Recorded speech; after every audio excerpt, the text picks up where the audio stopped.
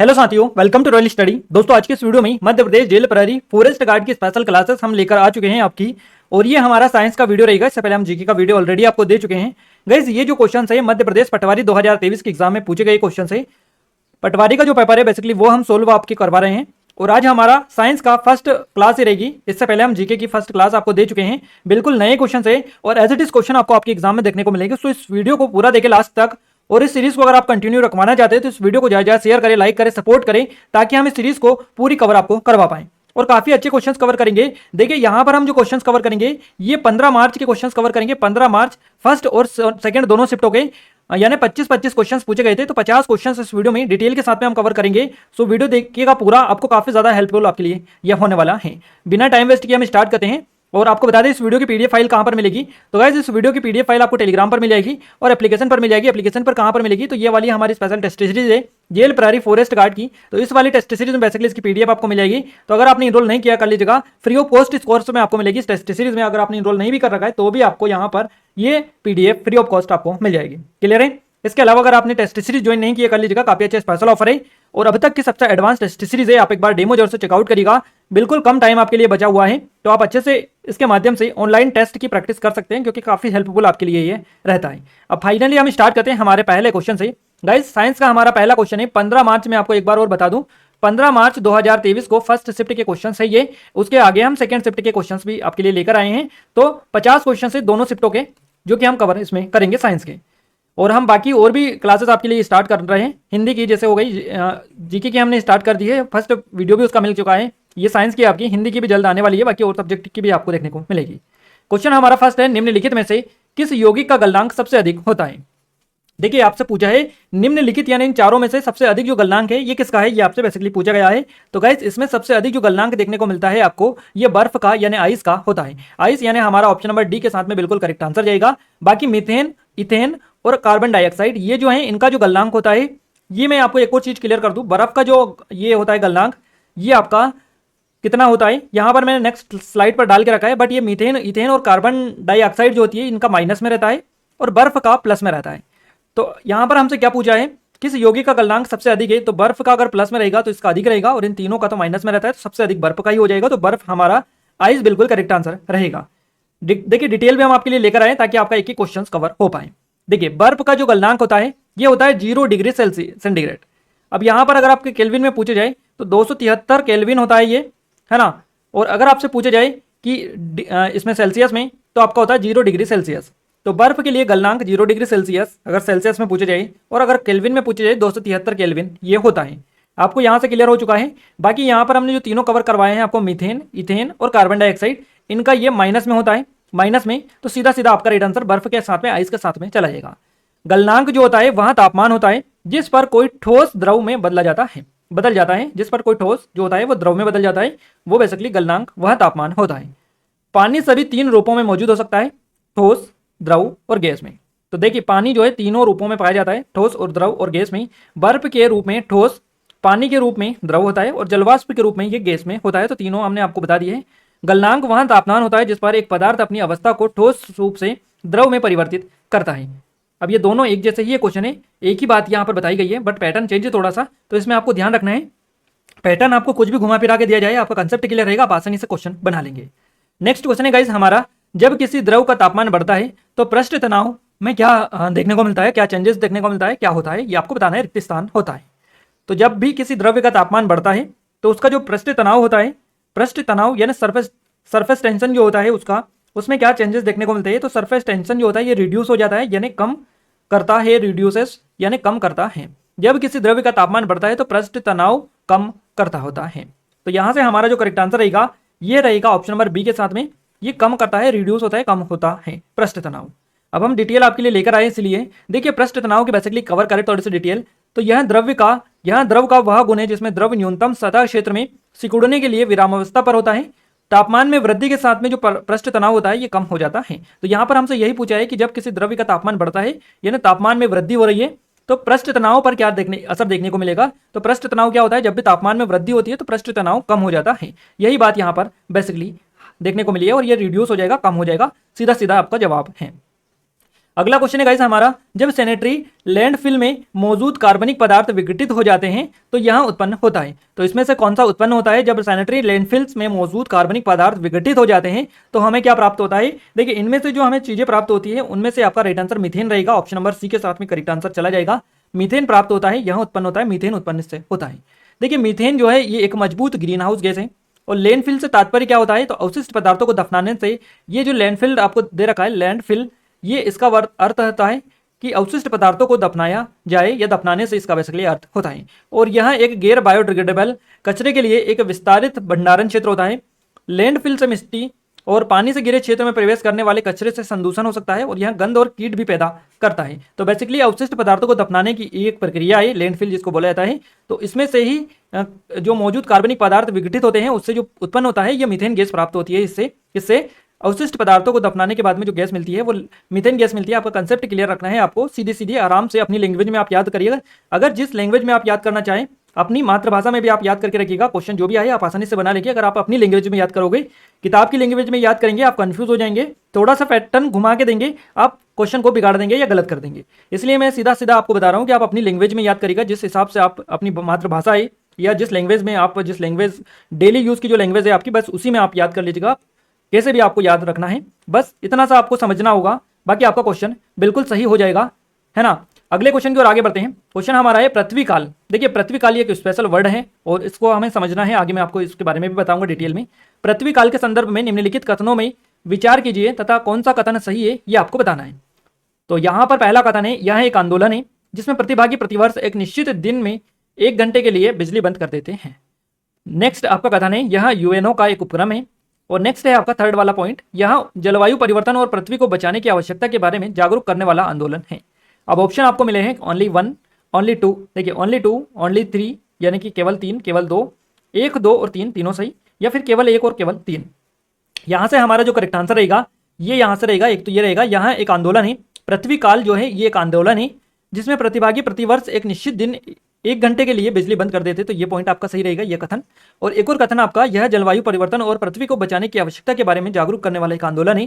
तो ये दोनों आपका सही रहेगी, ये आपका गलत रहेगा सेकंड वाला। तो हमारा करेक्ट आंसर रहेगा ऑप्शन नंबर डी के साथ में, यानी केवल 1 और 3। क्लियर है? आइए डिटेल हम कवर करते हैं। अब ये क्या होता है पृथ्वी काल? पृथ्वी काल को बोला जाता है अर्थ आवर। अर्थ आवर बोला जाता है इसको।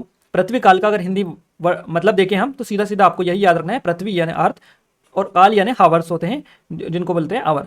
तो याद रखिएगा, earth hour world wide life fund for nature यानी WWF की एक वार्षिक पहल है ये, ना कि ये यूएनओ की है। इसीलिए ये पॉइंट गलत हुआ है। यहाँ पर अगर WWF दे रखा होता तो ये आपका सही जवाब रहता ये भी, बट यहाँ पर आपको यूएनओ दे रखा है इसलिए ये गलत है। तो earth power world wide life fund for nature यानी WWF की एक वार्षिक पहल है और 2007 में शुरू की गई थी ये। प्रतिवर्ष मार्च माह के अंतिम शनिवार को यह आयोजित किया जाता है और यहाँ 180 से अधिक देशों के लोगों को उनके स्थानीय समय के अनुसार रात 8:30 बजे से रात 9:30 बजे तक लाइट बंद करने के लिए प्रोत्साहित करता है। तो ये बेसिकली एक आंदोलन है ना। तो याद रखिएगा, world wide life fund for nature WWF की एक ये पहल है जिसका नाम है अर्थ आवर यानी कि पृथ्वी काल। अगला क्वेश्चन है हमारा, निम्नलिखित में से कौन सा विलियन की सांद्रता का वर्णन करने का तरीका है? मोरलता, मोललता और नेक्स्ट है आपका मोलन्स। तो यहाँ पर देखिए विलियन की सांद्रता का वर्णन करने का तरीका हमसे पूछा है, कौन सा है? मोरलता, मोललता और मोलन्स। तीनों आपको दे रखे, इनमें से आपको सही बताना है कि सही कोड आपको चुनना है, कौन सा सही आपका रहेगा। तो मैं सीधे सीधे आपको यहाँ पर बता दूं, देखिए यहाँ पर आपका जो करेक्ट आंसर जाएगा वो किसके साथ में जाएगा ये आपको पहले क्लियर करना है। देखिए यहाँ पर विलियन जो होता है इसकी सांद्रता का वर्णन करने के लिए जो तरीका अपनाया जाता है, बेसिकली जो तरीका होता है या तरीका है ये इसमें आता है आपका मोरलता, मोलरता जिसको बेसिकली बोला जाता है। इसके अलावा मोललता और मोलन्स, ये तीनों आपका सही जवाब रहेगा, यानी कि हमारा जो करेक्ट आंसर रहेगा ये ऑप्शन नंबर फर्स्ट का साथ में ही चला जाएगा, 1, 2 और 3। क्लियर है? तो यहाँ से हमारा फर्स्ट ऑप्शन करेक्ट आंसर रहेगा। अब डिटेल हम कवर करते हैं कि ये क्या चीज़ें होती हैं। क्लियर है गाइस? हमारी ये जेल प्रायरी फॉरेस्ट गार्ड की स्पेशल टेस्ट सीरीज है, अगर आपने अभी तक इनरोल नहीं किया है कर लीजिएगा, काफी अच्छा स्पेशल ऑफर चल रहा है। और MP की नंबर 1 टेस्ट सीरीज है गाइस, ये MP की नंबर 1 टेस्ट सीरीज है, अगर आपने इनरोल नहीं किया है तो कर लीजिएगा, बेस्ट टाइम है। आप एक बार डेमो भी जरूर से जाकर चेकआउट कर लीजिएगा, क्योंकि इतना सारा कंटेंट आपको मिल जाएगा यहाँ पर कि आपको कहीं और जाने की जरूरत ही नहीं होगी। 500 से अधिक टेस्ट यहाँ पर है, 25 FLT है यहाँ पर, और subject wise topic wise MP current affair के, नेशनल करंट अफेयर के सारे टेस्ट डले हैं। स्पेशल हमारी बुक्स भी इसमें डली हुई है अलग अलग। तो और इसके अलावा जो वीडियोस हमारे डेली डल रही है चैनल पर, इसके अलावा पहले भी जो वीडियोस हमने आपके लिए स्पेशल लेकर आए थे पिछले कांस्टेबल के पेपर, वो सारे यहाँ पर डले हुए हैं। तो आप एक बार जरूर से थोड़ा सा टाइम निकालकर जरूर से इसके बारे में चेकआउट करें, एप्लीकेशन पर जाकर कंप्लीट डिटेल वहां पर आपको मिलेगी।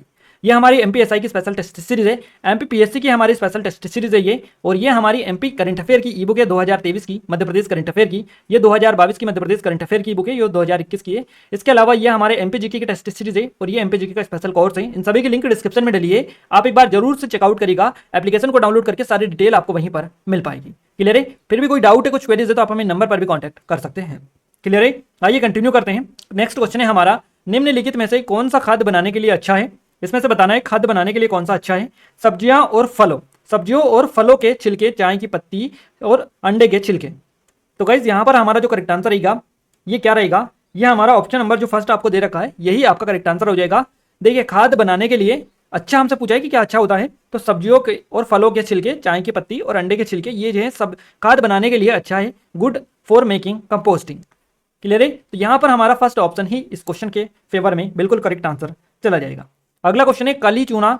कली चूना का रासायनिक सूत्र क्या है? ये आपसे पूछा गया है। कली चूना जो होता है इसका रासायनिक सूत्र है CaO, यानी कि फर्स्ट ऑप्शन हमारा करेक्ट आंसर रहेगा CaO। कली चूना का रासायनिक सूत्र है, डिटेल कवर करते हैं। कली जिसको चूना कली बोला जाता है, अनबुझा रसायन भी ये होता है, तो ये इसके और नाम है। रसायन विज्ञान की भाषा में कैल्शियम ऑक्साइड इसको बोला जाता है कली चूना को, और इसका रासायनिक सूत्र होता है CaO। देख लीजिएगा। अगला क्वेश्चन है, निम्नलिखित में से कौन सा अपशिष्ट जल का विशिष्ट गुण है? तो कौन सा अपशिष्ट है जिसका जो जल का विशिष्ट गुण है, इसका नाम बताना है आपको। और यहां पर दे रखा है, देखिए, निम्नलिखित में से कौन सा अपशिष्ट जल का विशिष्ट गुण है? जल का विशिष्ट गुण है तो फ्यूल स्मेल यानी दुर्गंध, आपका ये करेक्ट रहेगा। और बैड टेस्ट, खराब स्वाद, ये भी सही रहेगा। और आपका गंदा देखो यानी डर्टी लुक, गंदा देखो, यह भी आपका करेक्ट रहेगा। जहां पर हमें ऑप्शंस मिले हैं तीनों ये सही है हमारे।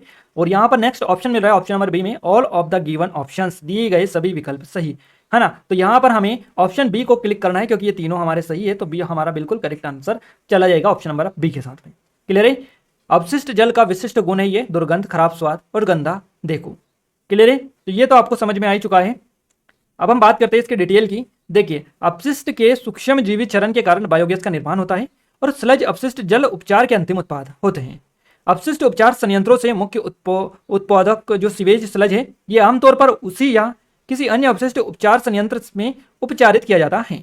और यदि अवायवीय उपचार प्रक्रियाओं का उपयोग किया जाता है तो बायोगैस का एक जो है अन्य उपोत्पाद हो सकता है। तो देख लीजिएगा डिटेल। अगला क्वेश्चन है, निम्नलिखित में से कौन सा जैव निम्नीकरण अवशिष्ट है? अपशिष्ट यहाँ पर आपसे पूछा है कौन सा जैव निम्नीकरण अपशिष्ट है इसमें से। तो इसमें से जैव निम्नीकरण अपशिष्ट जो है ये है अंडे का छिलका, यानी कि हमारा ऑप्शन नंबर फर्स्ट इस क्वेश्चन का बिल्कुल करेक्ट आंसर रहेगा। अंडे का छिलका बिल्कुल हमारा करेक्ट आंसर रहेगा। जैव निम्नीकरण अपशिष्ट है ये आपका एग सेल्स, अंडे का छिलका। अब हम बात करते हैं कि जैव जो निम्नीकरण अपशिष्ट और कौन कौन से हैं। देखिए, पहले तो ये आप देख लीजिएगा ये क्या होते हैं। वे पदार्थ जो बैक्टीरिया और कवक द्वारा अपघटन की प्रक्रिया या क्रिया से विघटित हो सकते हैं, उनको बेसिकली जैव निम्नीकरण अपशिष्ट बोला जाता है। उदाहरण के लिए हम आपको कुछ बता दें, कार्बनिक पदार्थ जैसे मानव मल हो गया आपका, पशु अपशिष्ट, पौधों और जानवरों के मृत शरीर, बचे हुए खाद्य पदार्थ, प्राकृतिक कपड़े जैसे कपास, ऊन आदि। इसके अलावा ऑप्शंस में जो आपको दे रखा है अंडे का छिलका, ये भी इसमें बेसिकली आता है। तो ये जैव निम्नीकरण अपशिष्ट है। अगला क्वेश्चन है हमारा, देखिए, 4 डिग्री सेल्सियस यानी कि आपका 277 केल्विन पर पानी का घनत्व कितना होता है, ये आपसे पूछा गया है। 4 डिग्री सेल्सियस पर पानी का घनत्व या 270 केल्विन पर पानी का घनत्व आपसे पूछा गया कितना होता है। आपको सही सही जवाब देना है। सही जवाब हमारा किस ऑप्शन के साथ में जाएगा? सही जवाब हमारा चला जाएगा ऑप्शन नंबर सी के साथ में। 1.0 kg/10³ kgm-3, यहाँ से हमारा जो करेक्ट आंसर रहेगा ये ऑप्शन नंबर सी के साथ में बिल्कुल करेक्ट रहेगा। अगला क्वेश्चन है, निम्नलिखित में से कौन सा भारत का राष्ट्रीय जलीय जीव है? भारत का जो राष्ट्रीय जलीय जीव है इसका नाम बताना है आपको कौन सा है, और सही जवाब रहेगा हमारा गंगा डॉल्फिन। गंगा डॉल्फिन आपका ऑप्शन नंबर फर्स्ट बिल्कुल सही जवाब हो जाएगा। नेक्स्ट क्वेश्चन है, परमाणु ऊर्जा संयंत्रों में बिजली उत्पन्न करने के लिए किस प्रकार की परमाणु ऊर्जा का उपयोग किया जाता है? तो परमाणु ऊर्जा जो संयंत्र होते हैं उनमें बिजली उत्पन्न करने के लिए परमाणु ऊर्जा का जो उपयोग किया जाता है, ये जो बेसिकली इसका करेक्ट आंसर रहेगा। और किस प्रकार की ये परमाणु ऊर्जा होती है? तो ये होती है परमाणु विखंडन, जो एक प्रक्रिया है, ये एक प्रकार का परमाणु ऊर्जा होती है। तो इस तरह का न्यूक्लियर फ्यूजन का यूज किया जाता है, या न्यूक्लियर फिशन का यूज किया जाता है, या कि फ्यूजन का। तो याद रखिएगा न्यूक्लियर फिशन यानी कि परमाणु विखंडन आपका यहाँ से बिल्कुल फर्स्ट ऑप्शन बिल्कुल करेक्ट आंसर रहेगा। नेक्स्ट क्वेश्चन है हमारा, खाद्य संरक्षण का प्रथम सिद्धांत क्या कहता है? तो खाद्य संरक्षण का प्रथम सिद्धांत कहता है कि क्या कहता है? ये आपका कहता है माइक्रोबियल अपघटन की रोकथाम या देरी। खाद्य संरक्षण का प्रथम सिद्धांत ये कहता है माइक्रोबियल अपघटन की रोकथाम या देरी, ये कहता है ऑप्शन नंबर सी हमारा करेक्ट आंसर रहेगा। अगले क्वेश्चन की ओर आगे बढ़ते हैं। क्वेश्चन हमारा नेक्स्ट है, अभिनेत्रा लेंस की रिक्त स्थान में कुछ सीमाओं तक पक्षाम्बी पेशियों द्वारा रूपांतरण किया जा सकता है, तो इसका सही जवाब किसके साथ में जाएगा? सही जवाब जाएगा वक्रता के साथ में, यानी कि आपका डी ऑप्शन करेक्ट आंसर रहेगा। निम्न में से कौन सा सबसे अच्छा थोड़ा खतरनाक जीवित चीजों का वर्णन करता है? तो ये जो करता है ये जीवाणु करता है, जीवाणु यानी bacteria, C option correct answer रहेगा। देखिए सबसे अच्छा थोड़ा खतरनाक जीवित चीजों का वर्णन करता है, तो ये जीवाणु बैक्टीरिया ही करता है। नेक्स्ट क्वेश्चन की ओर आगे बढ़ते हैं। क्वेश्चन हमारा नेक्स्ट है, किस तत्व का रासायनिक प्रतीक Pu है? यानी Pu जो है किसका रासायनिक प्रतीक है, ये आपको बताना है। केमिकल सिंबल है ये आपका Pu किसका होता है? तो Pu जो है ये आपका प्लूटोनियम का होता है, प्लूटोनियम, यानी कि हमारा डी ऑप्शन इस क्वेश्चन का बिल्कुल करेक्ट आंसर रहेगा। अगला क्वेश्चन है, निम्नलिखित में से कौन ऊष्मा का सबसे अच्छा संवाहक है? ऊष्मा का सबसे अच्छा संवाहक आपको बताना है कौन सा है, तो सही जवाब हमारा कॉपर के साथ में जाएगा, ऑप्शन नंबर फर्स्ट कॉपर, ये ऊष्मा का सबसे अच्छा संवाहक है। अगला क्वेश्चन है गाइस, खाद्य श्रृंखला में प्रथम पोषी स्तर क्या है? खाद्य श्रृंखला में प्रथम पोषी जो स्तर है ये उत्पादकता है, उत्पादक यानी कि हमारा बी ऑप्शन इसका करेक्ट आंसर रहेगा। अगला क्वेश्चन है, चक्रवात को केंद्र को क्या कहा जाता है? देखिए चक्रवात के केंद्र को क्या कहा जाता है?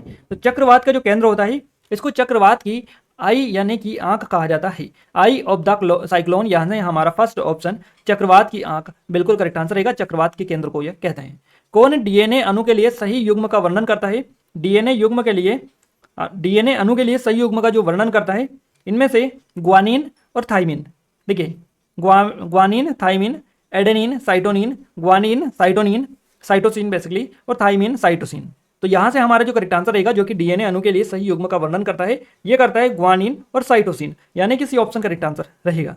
अगला क्वेश्चन है गाइस हमारा, देखिए ग्वार गमा है ना, और हाइड्रोलिक फ्रैक्चरिंग प्रक्रिया में प्रयोग किया जाता है, इसके बारे में बेसिकली ये यूज किया जा रहा है। इसके बारे में 3 आपको पॉइंट दे रखे हैं ग्वार गमा के बारे में, और इस पे ऑप्शन आपको दे रखे हैं फिर कि उपरोक्त में से कौन सा कथन सही है। क्लियर है? तो इस हिसाब से आपको मिलाना है।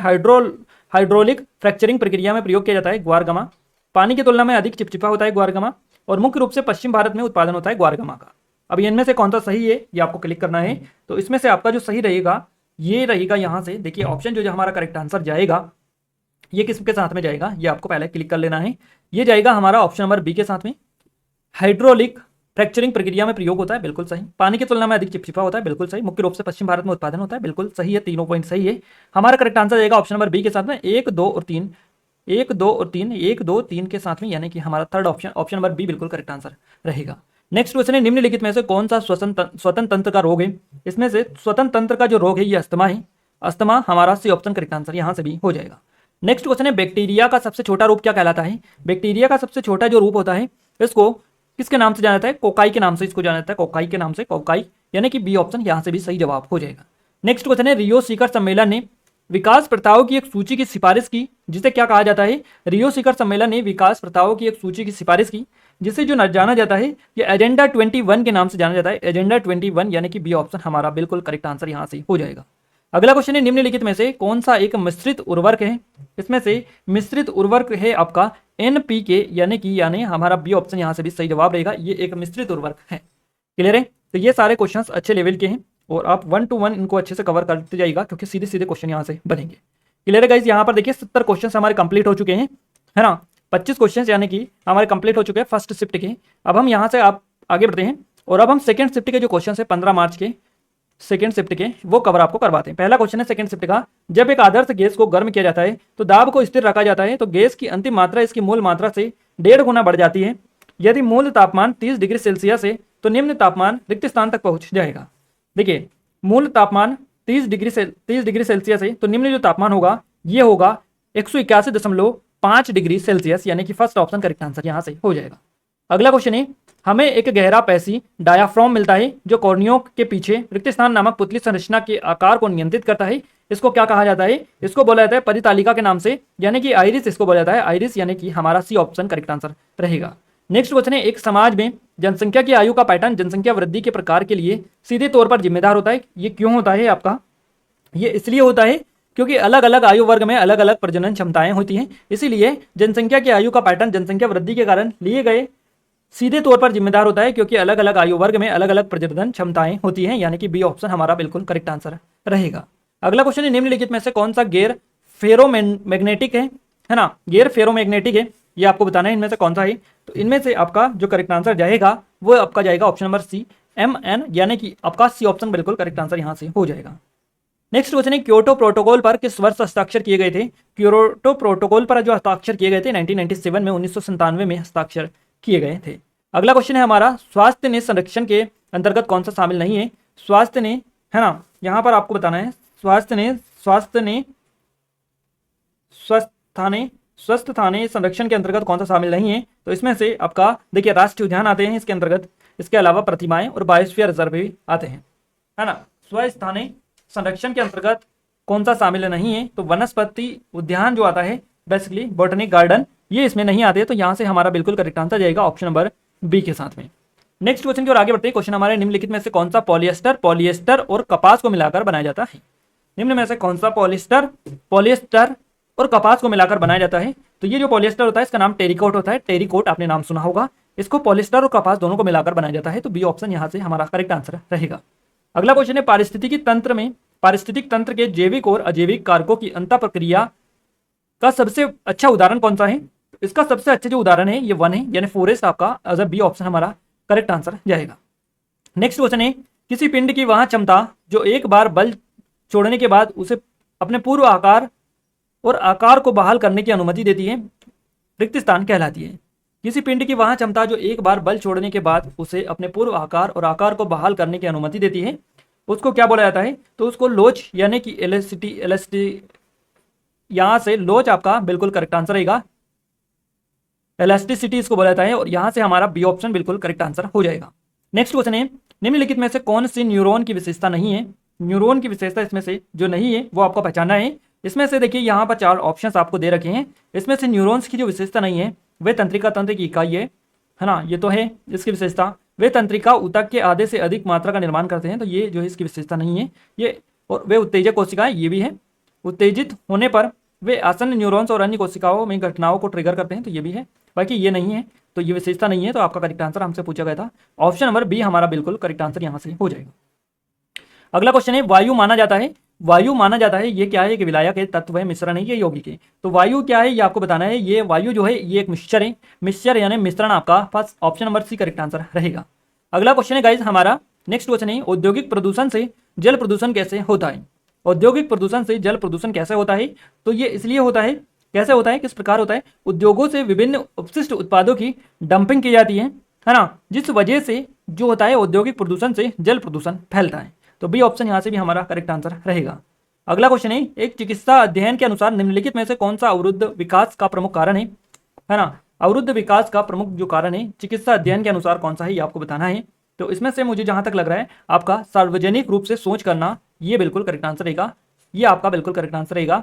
अवरुद्ध विकास का प्रमुख कारण, है ना, अवरुद्ध विकास का प्रमुख कारण आपसे पूछा गया है, और इसमें से खुरदरी सतह पर खर्राटे लेना या खराब भोजन का सेवन करना, अपर्याप्त व्यायाम करना, सार्वजनिक रूप से सोच करना, तो ये डी वाला आपका करेक्ट आंसर यहाँ से हो जाएगा।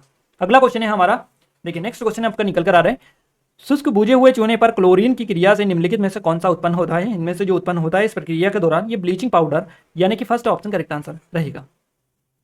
अगला क्वेश्चन है, आपके घर से कचरा कौन उठाता है। मोस्ट इंपोर्टेंट क्वेश्चन है और काफी इजी क्वेश्चन है।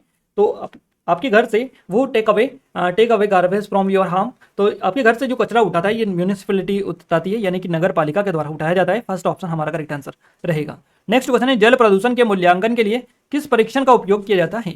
जल प्रदूषण के मूल्यांकन के लिए जो परीक्षण, यानी कि आपका जो टेस्ट किया जाता है, तो वो कौन सा टेस्ट है, उसका नाम क्या है। तो इसका नाम आपको बताना है। इसका नाम होता है, देखिए ये एक फेमस है और काफ़ी बार आपने देखा होगा, बीओडी टेस्ट इसके लिए होता है। बीओडी टेस्ट होता है जल प्रदूषण के मूल्यांकन के लिए। तो हमारा यहाँ से बी ऑप्शन बिल्कुल करेक्ट आंसर रहेगा। एक और मैं आपको बता दूं गाइस, वायु प्रदूषण यानी कि एयर पोल्यूशन के लिए भी एक टेस्ट होता है, ये वाटर पोल्यूशन के लिए बीओडी टेस्ट होता है। इसके अलावा एक एयर पोल्यूशन के लिए होता है आपका टेस्ट, और उस टेस्ट का नाम आई थिंक आप सभी को पता होगा, आप अगर बड़ी बड़ी सिटीज़ में रहते होंगे तो वहाँ पर चौराहे पर या कहीं भी आपको गाड़ियाँ देखने के लिए मिल जाती हैं। वो गाड़ियाँ बेसिकली एयर पोल्यूशन के लिए ही खड़ी रहती है, तो उस तरह की, तो उन पर क्लियरली लिखा रहता है। तो आप सभी हमें बताइएगा कौन सा टेस्ट वो होता है, उसका नाम भी आप हमें कमेंट में कमेंट करके बता सकते हैं।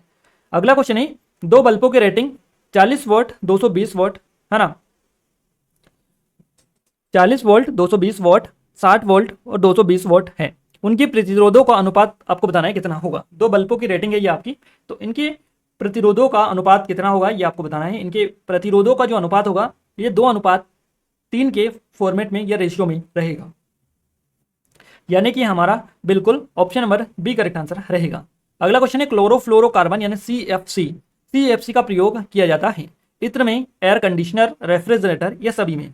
तो देखिए क्लोरोफ्लोरोकार्बन CFC का यूज इत्र में भी, परफ्यूम में, है ना, किया जाता है, एयर कंडीशनर में किया जाता है और रेफ्रिजरेटर में भी किया जाता है। CFC का प्रयोग क्लोरोफ्लोरोकार्बन का आप सभी को पता होना चाहिए, परफ्यूम में इसका यूज किया जाता है, इत्र में, परफ्यूम में, एयर कंडीशनर यानी एसी में इसका यूज किया जाता है और रेफ्रिजरेटर यानी फ्रिज में भी इसका यूज किया जाता है क्लोरोफ्लोरो CFC का।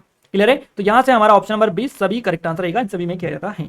अगला क्वेश्चन है गाइस, निम्नलिखित में से किस शहर में पहली बार अपशिष्ट हटाने की प्रणाली स्थापित की गई थी? तो अपशिष्ट हटाने की प्रणाली सबसे पहले या पहली बार किस शहर में स्थापित की गई थी? तो ये एथेंस में की गई थी, एथेंस, यानी कि फर्स्ट ऑप्शन करेक्ट आंसर यहां से भी हमारा हो जाएगा। नेक्स्ट क्वेश्चन की ओर आगे बढ़ते हैं। क्वेश्चन हमारा है, एक पदार्थ जिसे सरल पदार्थों में नहीं तोड़ा जा सकता है वो कौन सा पदार्थ है? तो ये बेसिकली एक एलिमेंट होता है, तत्व होता है जिसे सरल पदार्थों में नहीं तोड़ा जा सकता है। क्लियर है? तो यहां से हमारा डी ऑप्शन करेक्ट आंसर रहेगा।